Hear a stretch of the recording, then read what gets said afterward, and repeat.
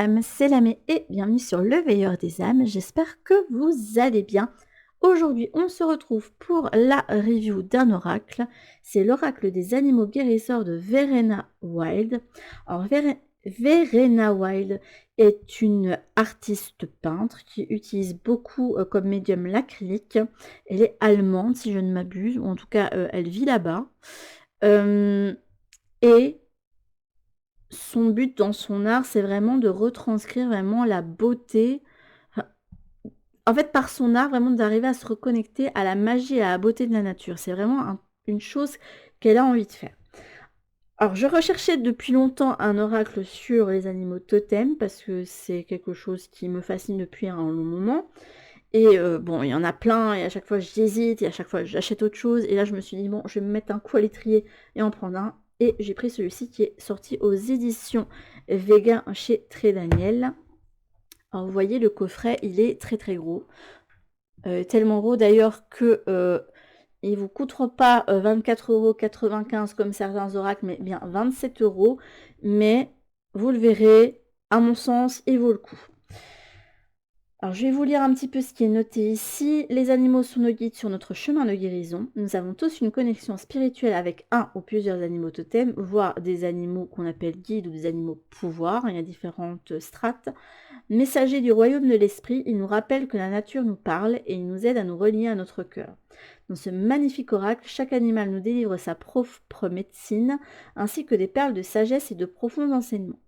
Il nous invite à partager nos talents uniques et à faire rayonner notre beauté intérieure. Plus que jamais, en nous connectant à la sagesse des animaux, nous pourrons ainsi révéler notre essence profonde et participer à un monde meilleur placé sous le signe de la bienveillance et de l'amour. Et là, vous avez quelques mots sur Verena Wild. Je sais pas, je vais me faire dire un autre prénom, mais non. Est une artiste peintre qui réalise ses toiles à l'acrylique, inspirée par la tradition bouddhiste et la sagesse des peuples premiers. Elle explore notre connexion à la nature par son art. Ses peintures sont une ode à la magie et à la beauté de Gaïa. Et quand je vous dis que ça allait valoir le coup le prix, c'est parce que vous avez 73 cartes oracles, quand même. Quand même beaucoup de cartes, c'est un tarot, quoi, limite. Vous avez un livret d'accompagnement, et vous verrez s'il vaut le coup ou pas. Et vous avez un petit pochon en satin, je ne sais pas si c'est vraiment en satin, mais il est satiné en tout cas, pour protéger les cartes. Alors, pour l'ouverture, c'est plus facile, parce qu'on a quand même les petits doigts qui peuvent se mettre dans l'encoche. Donc, c'est parfait. Hop. Et nous avons tout d'abord le livret. Et là, on part quand même sur du petit livre. Hein. Hop, il y a quand même pas mal de choses.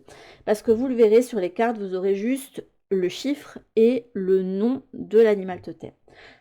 Alors, je trouve ça bien qu'il n'y ait pas de mots-clés en plus parce que ça permet, à mon sens, de pouvoir s'interroger sur l'animal par rapport à ce qu'on connaît de lui déjà, les impressions qu'on en a, les superstitions qu'on peut avoir, parce que selon l'endroit du monde où on grandit, on a des visions différentes d'un animal. Dans certaines contrées, il sera très bien vu, dans d'autres pas. Ça va totalement dépendre d'où vous venez, de votre culture. Et ça permet vraiment de pouvoir dégager déjà des messages par rapport à votre propre cadre de référence et à votre intuition aussi. Et de se laisser aussi habiter, pour ceux qui ont l'habitude de canaliser, par l'énergie de l'animal. Alors pour le livret, moi je le trouve quand même pas mal fait, il est assez sympa. On voit bien que la personne qui l'a construit avait vraiment à cœur de faire un outil complet, le plus complet possible. Vraiment d'avoir quelque chose qui puisse être d'une aide sur son chemin spirituel, j'entends.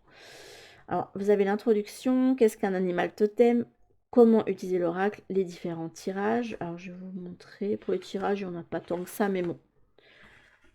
Il en existe tellement maintenant à trouver sur Pinterest, Internet.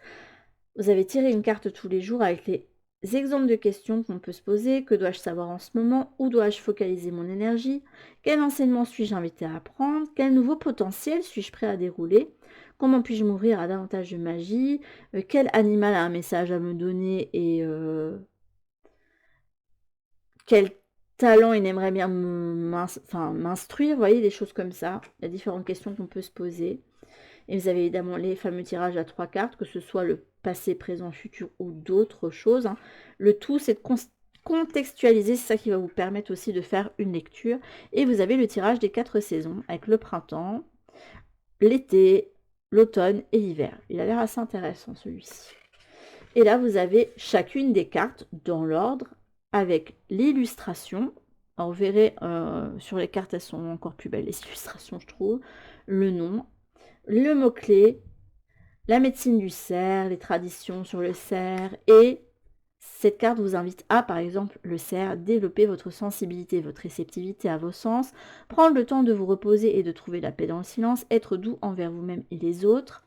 Et moi, j'aurais ajouté, par exemple, pour moi, le totem du cerf, en plus d'être un guide, c'est aussi celui qui ouvre la voie, qui ouvre le chemin et qui montre que le chemin est ouvert pour celui qui porte ses bois, en fait, qui va à la découverte du monde, qui fait les pas. Il y a une notion d'action, vous voyez, pour moi, pour le cerf. C'est ça que je trouve intéressant de ne pas avoir de mots-clés en plus sur la carte, parce que ça vous permet vraiment d'utiliser aussi d'autres bases que vous pouvez avoir. Et donc, vous avez les différents animaux. Alors, je ne vais pas trop vous spoiler, mais vous voyez, il y a quand même, pour ce livret, avec tous les animaux compris, hop, 269 pages. Et là, vous avez, à propos de l'auteur, effectivement, elle vit en Allemagne. J'avais bien retenu. Vous voyez, il est quand même assez conséquent. Alors, ça, c'est le dos des cartes. Je vous le montre quand même un moment parce que, honnêtement, je trouve que c'est important.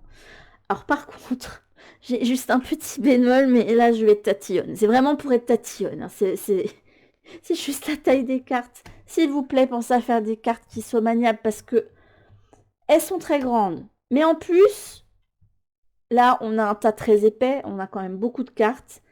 J'ai vraiment eu du mal. Là, j'ai utilisé en guidance pour une abonnée. Et j'arrivais pas à voir la carte. J'avais un tas de cartes qui tombaient d'un coup parce que j'arrivais pas trop à le manier. Alors, pas parce que les cartes ne glissent pas, elles glissent très bien, au contraire, c'est juste que moi j'ai des petites mains. Donc, pensez aux petites mains, s'il vous plaît. Mais sinon, pour le reste, c'est un petit bijou, il est super beau, des couleurs super vibrantes. Franchement, là, ce bleu-là, il est juste magnifique. Et, alors, tranche dorée, alors je sais que ça s'élime avec le temps, mais moi, les tranches métallisées, je suis désolée, mais c'est pépite, j'adore. J'adore, j'adore, j'adore. Et là, vous avez donc le petit pochon, hop, doré, dans lequel mettre vos petites cartes. Et du coup, je vais pouvoir penser à les y mettre maintenant. Puis, vous avez aussi le numéro de série et le petit mot, voilà, de la maison d'édition. Hop, et on va aller voir les cartes. Alors, évidemment, je l'ai un peu mélangé, donc ce ne sera pas dans l'ordre, j'en suis désolée. Ça aurait été intéressant de le faire dans l'ordre parce que dans son système, elle a mis les animaux par un petit peu catégorie, par d'où ils viennent, je sais pas, mais j'arrive pas à le dire autrement. Par exemple, vous aurez plus les animaux de la jungle, vous aurez les oiseaux ensemble, les animaux marins, vous voyez, il y avait quand même une petite suite logique dans la conception de l'oracle. Alors ici, vous avez la magnifique carte du cygne. Alors c'est un outil, je trouve, qui peut autant s'utiliser pour tirer une carte, pour découvrir qui est son animal totem, ou quel animal a un message pour nous en ce moment, ou quelle qualité l'animal a à nous donner, parce qu'il est quand même plus axé développement personnel, je dois vous le dire. Si vous cherchez des prédictions, c'est pas vraiment l'oracle qu'il vous faut, c'est pas ce type d'oracle qui va vous aider. Et ce que je trouve bien, là vous avez la carte de loi, la carte 48, avec ce type de deck, on peut se dire par exemple que on a vu un animal et c'est pas très commun. Par exemple, croiser un renard, vous le voyez bien, et c'est pas quelque chose que vous avez l'habitude d'observer. Et vous pouvez vous dire, tiens, là ça m'a interpellé, je vais aller chercher dans l'oracle la carte du renard et laisser venir les choses qui viennent pour vous reconnecter à la médecine de l'animal. Ça peut être aussi intéressant de travailler comme ça. Là, vous avez la magnifique carte de l'abeille. Ah, celle-ci me parle vraiment très bien.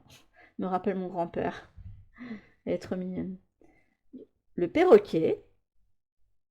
Celle-ci est très sympa aussi. Le merle. Alors, vous verrez que c'est vraiment très riche de symboles autour de l'animal. Vous avez d'autres choses que vous pouvez interpréter aussi. Le carpe-coy. Enfin, la carpe-coy. Le lièvre. Le faucon crécelle. J'adore les rapaces. Donc là, ça va me parler cette partie-là. La chouette. Regardez là, au milieu de la chouette, il y a comme un espèce de portail qui s'ouvre vers d'autres mondes. Je trouve ça incroyable. L'écureuil, bah, celle-là par exemple, vous voyez, je pourrais très bien aller la regarder parce que je vois souvent des écureuils. Depuis qu'on est installé là où je vis, c'est l'animal qui apparaît ici. Le corbeau. Et ça peut être aussi intéressant, autre piste que je vais vous donner pour le travailler. Là, vous avez la carte du loup. C'est de vous dire, bah, tiens, quels sont mes animaux préférés et en allant voir dans le livret, vous allez peut-être comprendre pourquoi, parce qu'il y a peut-être des choses à comprendre derrière aussi. Vous avez le phoque, la 71, trop mignon. La libellule, la fourmi, et ce que j'aime bien pour chaque carte, alors vous verrez peut-être pas au détail, mais vous avez vraiment l'impression d'avoir les toiles de l'artiste. On voit vraiment le côté toile ici derrière sur les cartes, et je trouve ça super joli.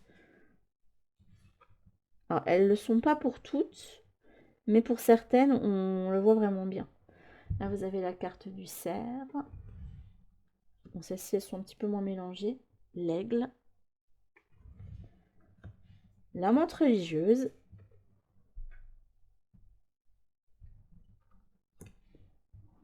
La tortue. La salamandre. Le petit hérisson à côté de sa petite pomme. Elle est trop mignonne cette carte. Le lynx. On voit vraiment que l'illustratrice et auteure, elle y a mis tout son cœur hein, dans cet oracle-là. On sent bien que c'est son bébé, que c'est. Je suis sûre qu'elle doit l'utiliser tellement. Le chameau, on sent vraiment que ça a été fait avec le cœur. Le rhinocéros. Ah, il est beau. Le lama. On pense pas à les mettre hein, dans les animaux totems, mais en fait, les animaux totems, c'est surtout ceux qu'on a aux alentours. Après, avec l'ouverture culturelle qu'on a maintenant, on peut très bien avoir un animal totem qui est hors du cadre qu'on connaît, évidemment. On a l'orque, ici. Très belle aussi, cette carte-ci. Le totem du papillon. Le scarabée, et là, on dirait même la famille de scarabées, puisque vous avez plein de petits scarabées ici. Mademoiselle Coccinelle, la petite bête à bon Dieu. Vous avez le scorpion, et là je trouve ça très intéressant. Je vous avais dit dans l'oracle céleste que le scorpion, il y avait dans l'astrologie, on parle du fait qu'il y a le phénix qui est associé. Regardez, là on a le phénix qui sort ici, c'est incroyable. La chauve-souris, elle est trop mignonne la petite chauve-souris. Ça c'est un de mes totems, l'araignée.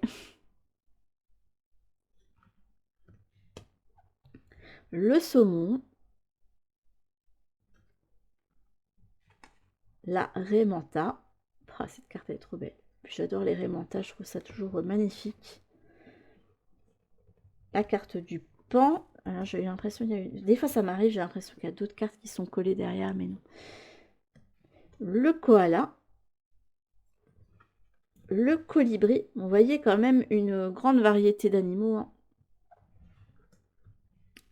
Le pic.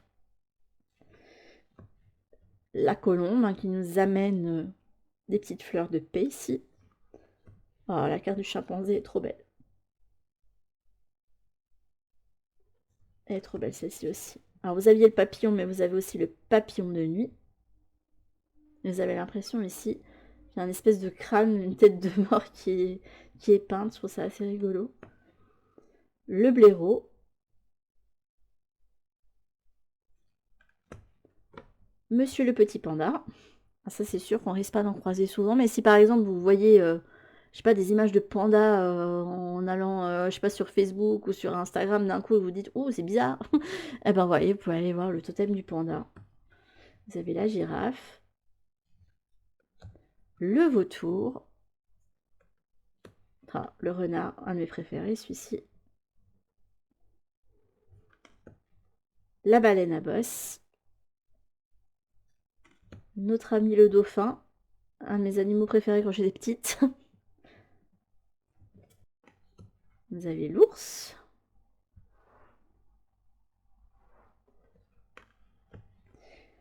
Le bison. C'est belle aussi. Oh, les loutres. Les loutres, je trouve ça tellement mignon, on a envie de leur faire des câlins à chaque fois. Je fonds devant les vidéos avec des loutres, hein. Cet animal est juste trop extraordinaire. Le coyote. Monsieur le raton laveur qui a une clé à proposer. Vous voyez, il y a quand même pas mal de choses à aller voir sur chacune des images. Des symboles. Là, par exemple, au-dessus du sanglier, vous avez le triquetra ici. L'élan.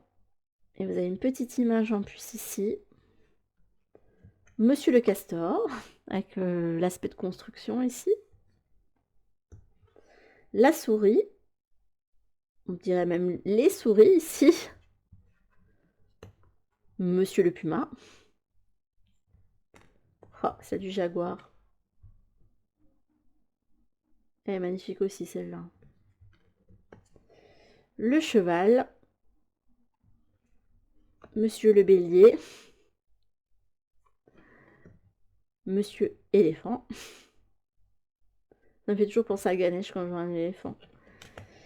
Vous avez le caméléon. Et non, c'est bon, il n'y a pas d'autre carte derrière. Alors ça, celle-là, je vais passer vite fait parce que vu qu'il est bien dépeint, le serpent. Et je n'aime pas les serpents. Enfin, j'ai la phobie, donc c'est compliqué.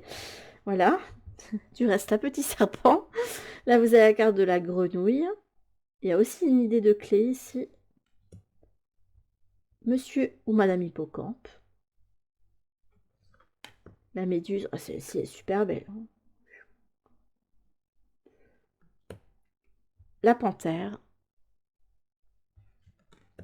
Le lion avec sa lionne, ici. Monsieur tigre ou Madame tigre. L'escargot. Le héron, l'aigrette. Et on finit ici notre petit tour avec Monsieur Canard. Voilà. Et comme je vous dis, hein, il y a vraiment différentes façons de le bosser. Enfin, ça m'est venu tout de suite quand j'ai eu le deck en main.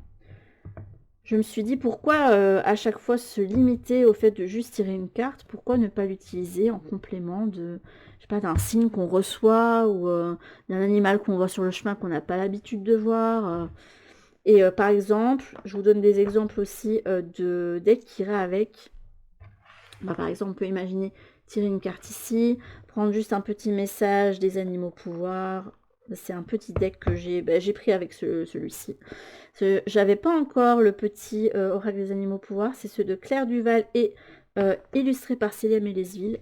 Hop, et vous mettez votre petite carte et là vous avez le pan. Bon, ça c'était les cartes que j'ai eu en tirage là avec la personne.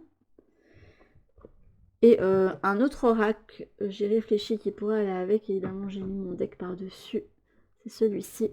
Et c'est aussi aux éditions Vega, celui-là. C'est l'oracle des esprits protecteurs de Kyle Gray. Kyle Gray, j'adore, j'ai beaucoup d'oracles de lui. J'aime bien ce qu'il fait. Et voilà, ça permet de se reconnecter vraiment au côté plus chamanique, d'avoir des messages, vraiment des guides, mais animaux par exemple, si vraiment vous voulez travailler plus avec ces énergies-là. Oh, voilà, voilà. Voilà pour ce petit deck-ci que je trouve très beau et que j'ai hâte d'utiliser en guidance avec vous. Et d'ailleurs, pour ce faire, je vous offrirai dans une autre vidéo une guidance express avec ces cartes-là. Et j'ai déjà des idées de guidance plus poussées avec. Sur ce, mes petites âmes, j'espère que ce petit point review oracle vous aura plu. Bon, en tout cas, ça m'a fait plaisir de partager avec vous un outil pour lequel... alors, je dirais pas que j'ai eu un coup de cœur, parce que j'ai d'autres oracles qui me plaisent beaucoup plus, mais ici, on ressent vraiment l'intention, le cœur qui a mis l'auteur, et je trouve ça vraiment important d'avoir dans ces outils ceux qui ont été faits vraiment avec le cœur, avec une intention particulière, parce que ça apporte une saveur en plus en fait au tirage, ça apporte aussi l'énergie de la personne en plus. Je sais pas comment vous expliquer ça, mais là ici je ressens bien tout le cœur et l'amour qu'elle a voulu transmettre et y mettre en fait. Je vous fais en tout cas de très très gros bisous et je vous dis à toutes pour une prochaine review ou une prochaine guidance sur la chaîne. En attendant mes petites âmes, prenez bien soin de vous. Bisous.